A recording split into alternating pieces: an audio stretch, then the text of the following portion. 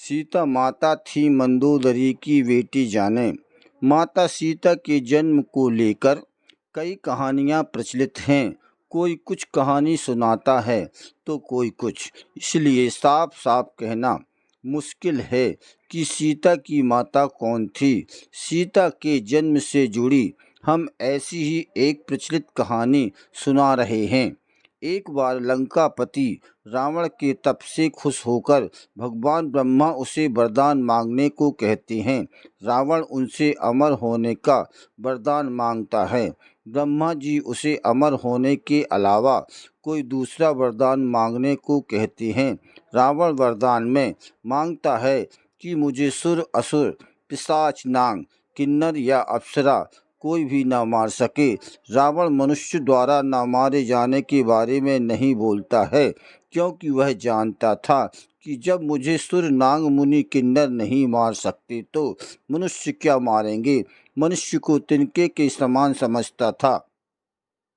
वरदान पाने के बाद रावण हर तरफ तबाही मचाना शुरू कर देता है।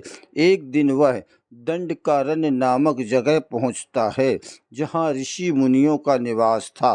रावण को ऋषि मुनियों का मारना उचित नहीं लगा, लेकिन वो उन ऋषि मुनियों के रक्त को एक कमंडल में भरकर साथ ले जाता है। वह कमंडल गृत्समद ऋषि का था, जो पुत्री की लालसा में माता लक्ष्मी से प्रार्थना करते थे कि वह उनके घर पुत्री के रूप में जन्म ले। इसके लिए गृत्समद ऋषि रोजाना पूजा पाठ के दौरान पवित्र मंत्र पढ़कर दूध की कुछ बूंदें कमंडल में डाला करते थे, जिसमें रावण रक्त भरकर अपने साथ ले गया था।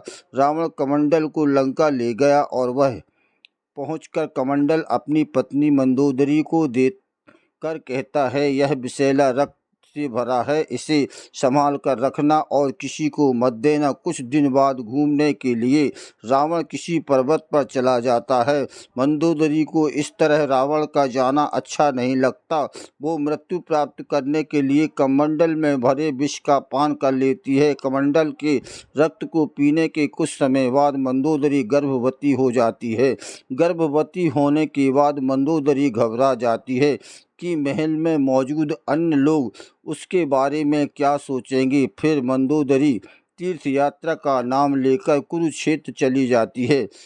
वहाँ मंदोदरी एक बच्ची को जन्म देती है, लेकिन लोक लाज के चलते वो उसे एक कलश में रखकर जमीन में दफना देती है। कुछ दिनों बाद राजा जनक भी कुरुक्षेत्र जाते हैं। जब वह जमीन में हल चलाते हैं तो उन्हें वहां कलश मिलता है, जिसमें मंदोदरी ने बच्ची को रखा था।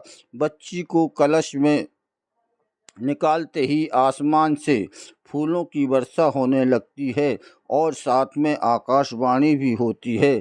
आकाशवाणी में राजा जनक द्वारा उस कन्या के लालन पालन की बात कही जाती है।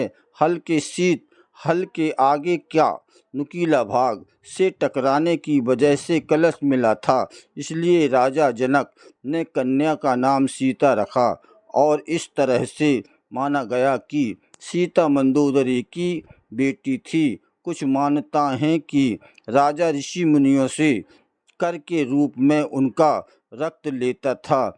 वह जब इकट्ठा हो गया तो उस रक्त को उसने जमीन में गड़वा दिया और वही रक्त कलश राजा जनक को प्राप्त हुआ, जिससे सीता का जन्म हुआ।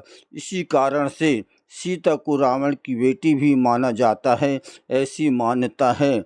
यदि कहानी पसंद आई हो तो इस चैनल को सब्सक्राइब करके मुझे सपोर्ट करें। आपका बहुत बहुत धन्यवाद।